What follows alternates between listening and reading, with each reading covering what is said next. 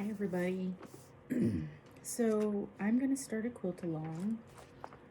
This is a free pattern. It's a pixelated quilt pattern, and it is done by Tilda's, I think it's called Tilda's Fabrics. I'll put a link below. Check that out. Requirements for this. There are 44 fabrics used. Some of the fabrics are as small as a 4-inch square. And the largest amount of fabric is going to be the background fabric, which is 3 3/8 yards. Now, if you're like me, you have plenty of fabric to make this happen. So it gives you a color chart. And this is the hardest part of the quilt, is going through your stash and finding the colors that are going to work. Let's just take one down, for example. I've got these pieces cut. My system is, after I cut them, I number them with a Post-it note. I see that my number's backwards on my camera. I don't know if it'll be backwards for you, but that's number 14. And this is like a dusty rose color. Number 14 here. Sorry, this is solid coral. Okay, number 14's right here. And I've matched that pretty good. Let me find one that I did not like to match.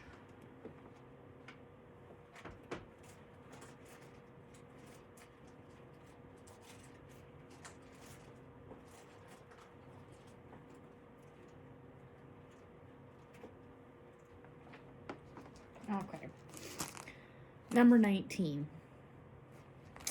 Number 19 is a salmon. Right here. It looks like it matches on camera, but this is like really, really loud compared to the colors next to it. This is more of a pink than a salmon. But here's the key to this quilt. When you are selecting these fabrics, my advice to you, if you are selecting a print, I made the embroidery quilt last year, and I made one mistake, and that mistake was one of these lavender colors that they had called out was I used a print, and the print, I'm gonna say, was the size of a penny. These are 2-inch squares. So if you put a penny in the middle of a 2-inch square and step across the room, you're going to be able to see the penny. Same way with the print. The print just glares out at you and really takes away from the flower that you're creating. So I recommend blenders, solids, grunge. Any of those things works really well. However, I have used some prints. Okay, this is number 23, and number 23 on my chart is up here at the top, and the color kind of matches. Now, does it have to match exactly? No, you're going to find that you're going to be able to match some of your colors exactly. Sorry for my messy hair. It's very cold in the house. Yeah, anyway, that's neither here nor there. Anyway, so what you want to do, and this is what I recommend, go to the hardware store, visit the paint swatch counter. Whatever hardware store you visit, hopefully they have the paint swatches with the little window cut out.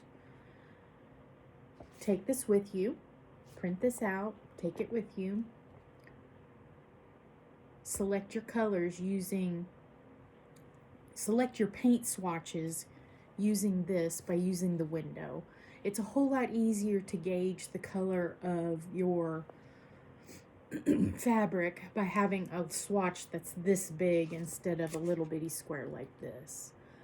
By the square being cut out, if you don't if your hardware store doesn't have the cutouts in the swatch, hopefully you have a hole punch at the house. You can pick those up at the dollar store.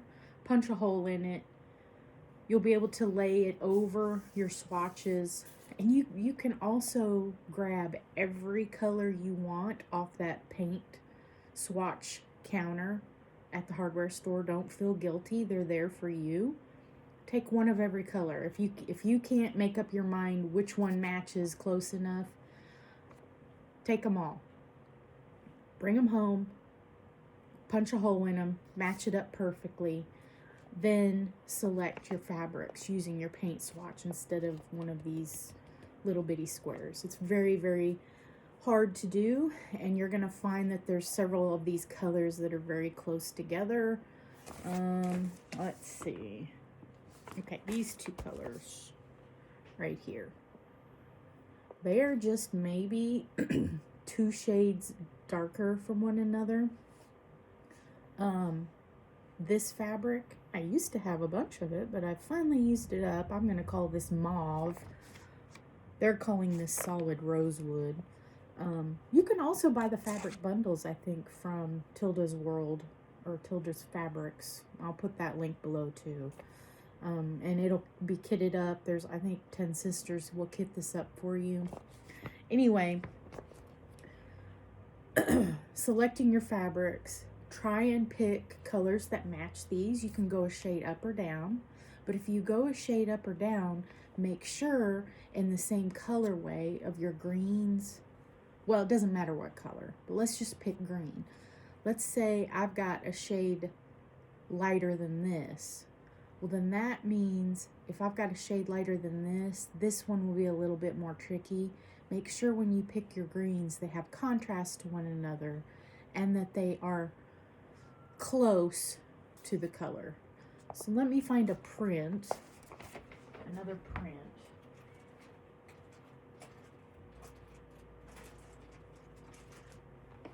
Okay, number 26.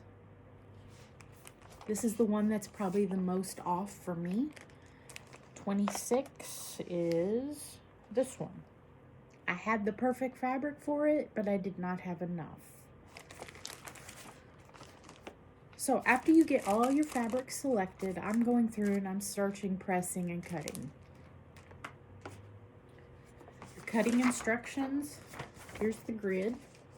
This looks complicated, it's not. All you do is just cut all your squares, and I'll get there, hang on. It shows you the layouts, you do it in a segment. So there's segments. And here's the BOM list or the bill of materials for fabrics.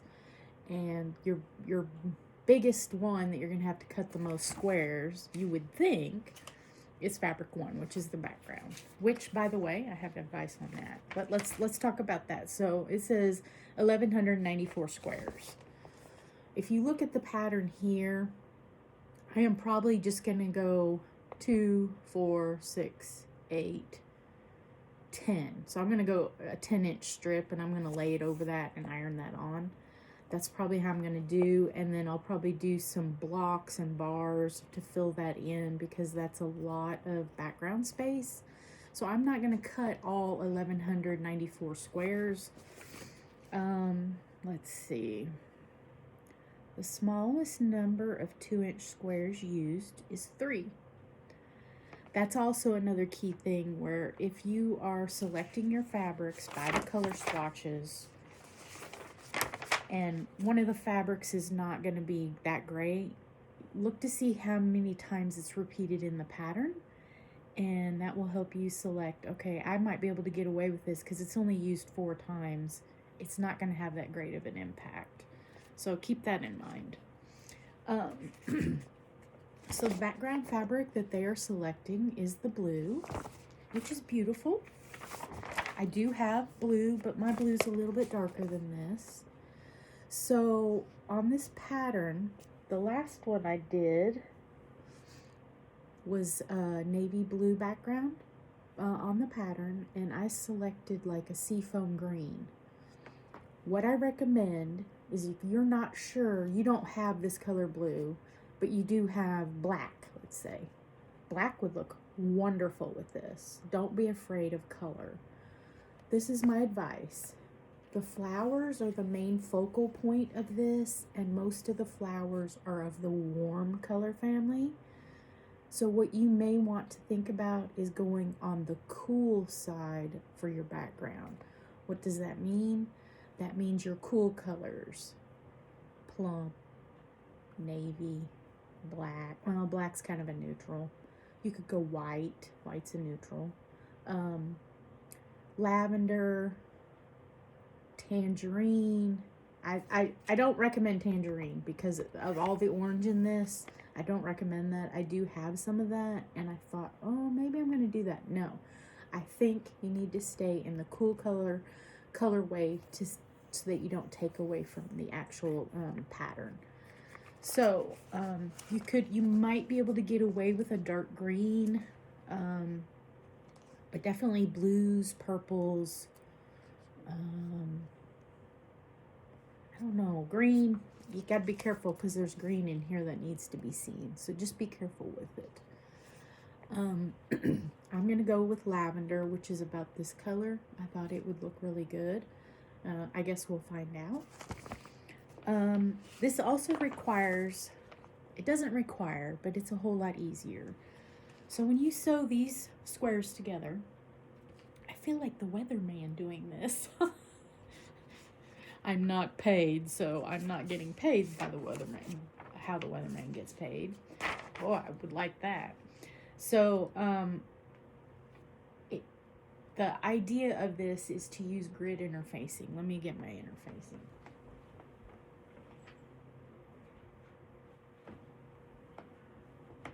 I'm not sure if I have enough. I'm just gonna sew, and then if I run out, I'll buy more. So this is sold. I got it off Amazon. You can certainly buy it from your local area quilt shop. You can buy this grid interfacing. You can make your own.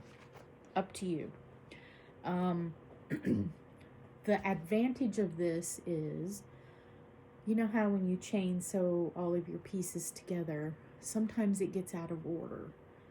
This, you will iron the pieces down and then stitch on the fold lines.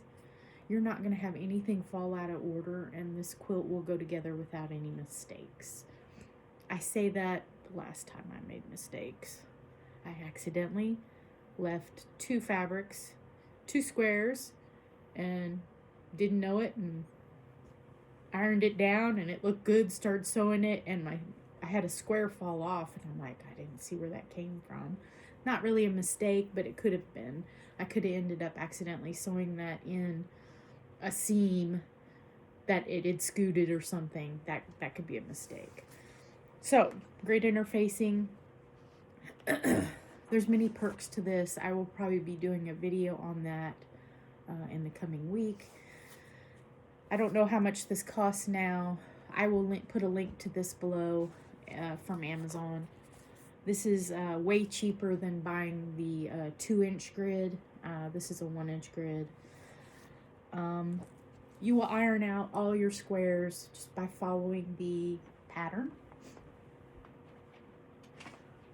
And this is similar to a cross stitch pattern, which I'm debating on if I should get a cross stitch pattern and try this formulation using a cross stitch pattern, because all this is, yeah.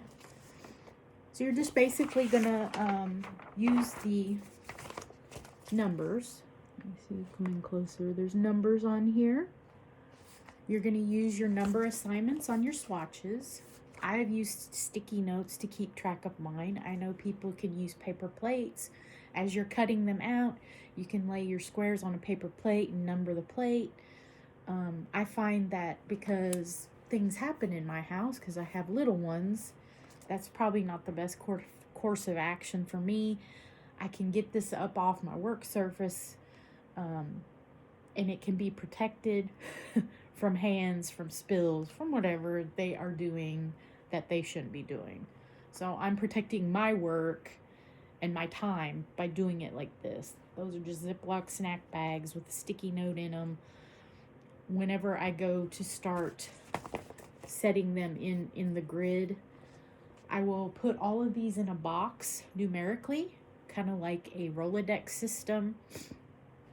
Maybe not a Rolodex system, just a file system. They'll be all numerically, and I'll be able to thumb through them, pick out the color I want, lay that all out on the grid wherever it's called out in several places, and just lay out all my pieces using this system. It works for me. Find whatever works for you. If the paper plate method works for you, go for it. That's probably cheaper. Paper plates are probably cheaper than the Ziploc bags. I will have more information coming on this. My next one will probably be discussing the pressing. I have pre-pressed, and I say pressed, I have starched and ironed all of my fabrics. I still have a stack to go.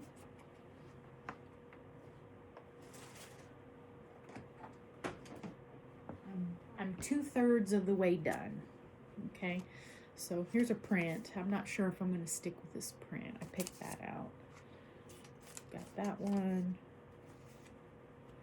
Very, very small scraps I'm using. I'm using some bigger scraps. Just, these are the ones I have left to cut. And I will finish that today. And my next video will be maybe about starching, pressing, how to, and then maybe on using the interfacing. If you do not have to choose to use interfacing, you can choose to use nothing. You can just stitch the squares together, and it works. It makes it harder for you to nest your seams because I think there are, let's see, let me count. 18 squares down.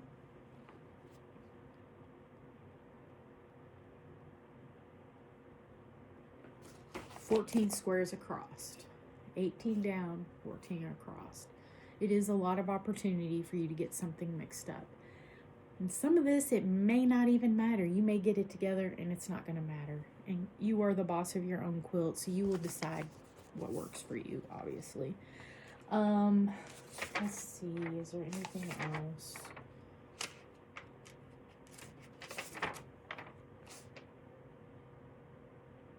You really, really need to sew an accurate seam. This is what I recommend.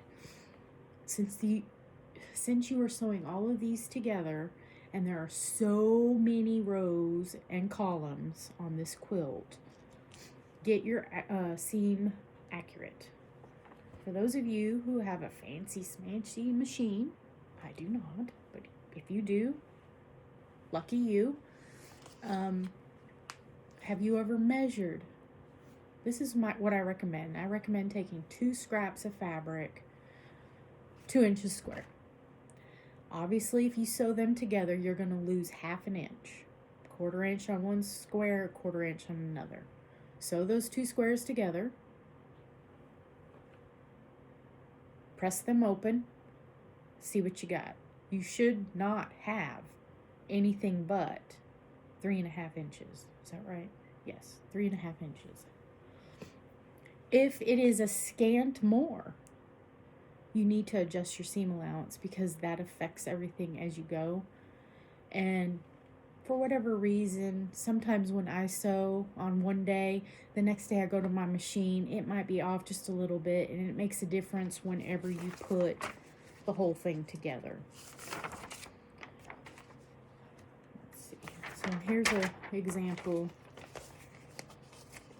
You're sewing these together.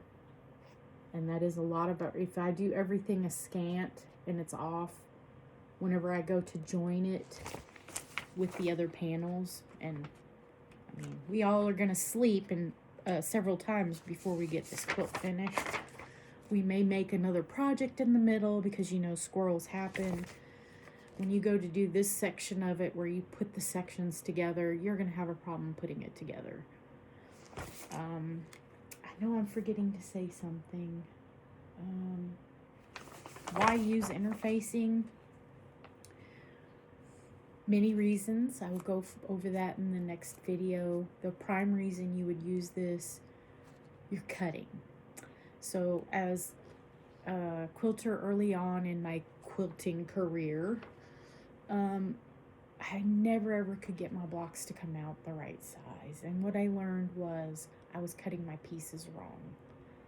You can cut these as sloppy as you want. If your ruler slips, you're not going to waste any fabric because you're gluing it down on the interfacing. And if you can be off by as much as a 1/4 inch when you cut these, and it's still going to work out because it's all going to be glued down, tucked in that seam allowance. And you can center that square when you're putting it on the grid and ironing it down. You can get it in there perfect where any of your miscuts you'll be able to use. So this is very, very beginner friendly.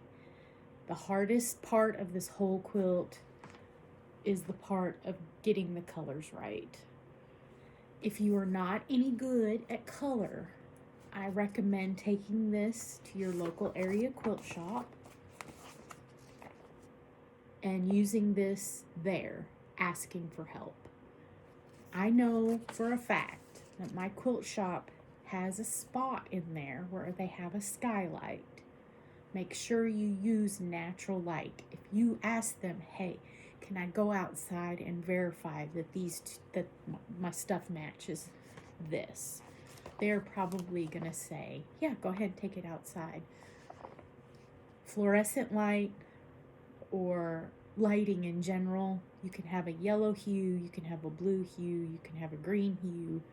All of those hues affect what your eyes see this color as and what the fabric is, and then it's completely different whenever you get it in natural light. That is my recommendation. Could you do this? Could you swatch this online? I don't know. If you can, you're better than me. I don't take that risk. And also, if you're gonna buy online, you might as well buy the kit because some of these fabrics are only 10-inch squares. So you're not gonna get a 10-inch width, 10 inches of width of fabric. You're not gonna get that. You're gonna get a 10-inch square, and that's really all you need. And again, you're not gonna have any miscuts if you use the interfacing. It'll make your stuff precise, but you can be a little more sloppy, or it's a little bit more forgiving if you're new at quilting. So, are you in? I haven't looked to see what the hashtag for this is.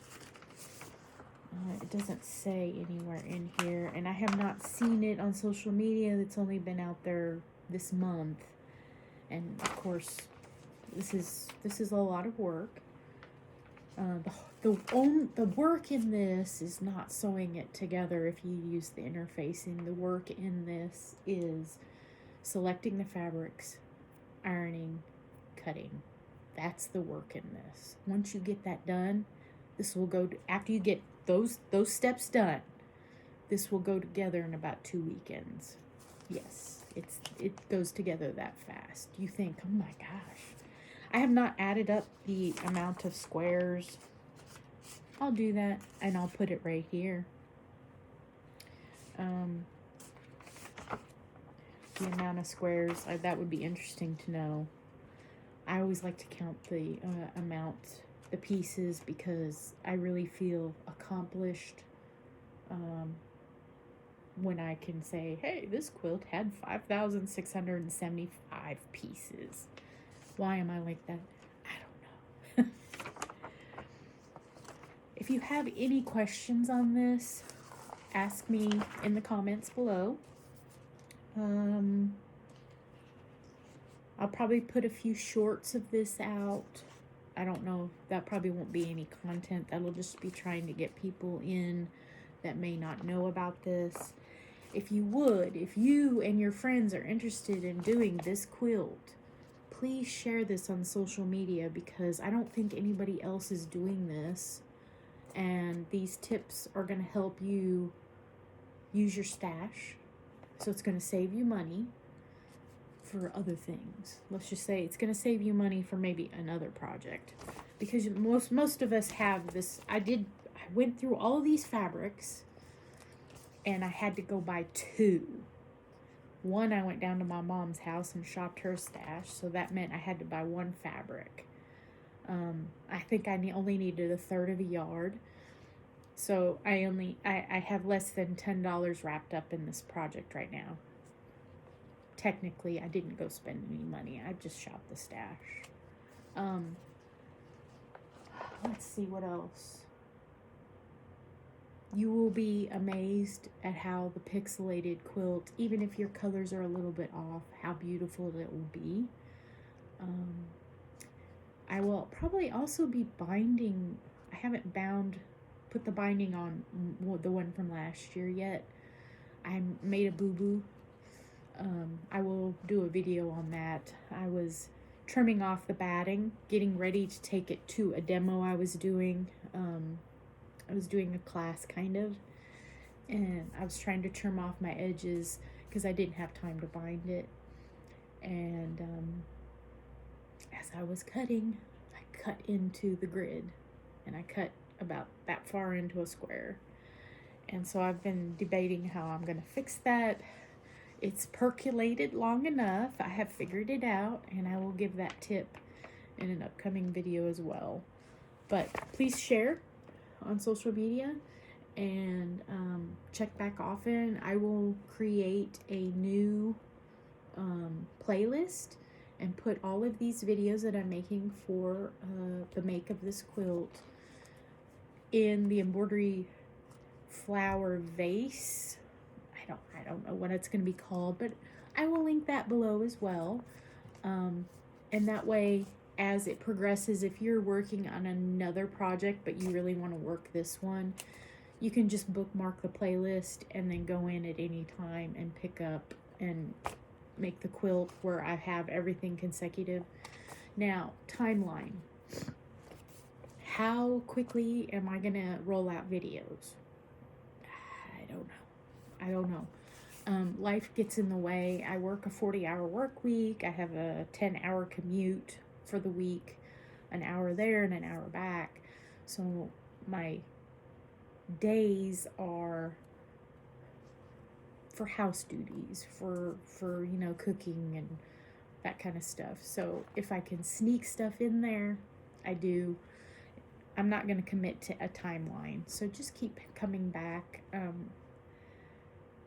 This part of the process is the slowest part, and it's also the part where I can't show you a lot of content because it's basically picking fabrics, and I can't iron. I can do a video of ironing. I don't know if you're gonna like that, but I can. So it's at the point where I'm doing the majority of the work now, and the next videos that come out will have substance, and they'll be probably really short videos, and you'll get the gist of how all this works. And again, feel free to reach out to me at any time. You can reach out to me below, or you can go to my blog, My Quilt Projects, it's all one word, .wordpress.com. And you can ask there. You can follow along there. Sometimes I give a little bit more details there. Sometimes I have pictures instead of the video. Whatever format works for you, certainly you should use that. I hope you enjoy this. I know that I enjoyed the last one, and I will probably enjoy every one of these that they put out every year.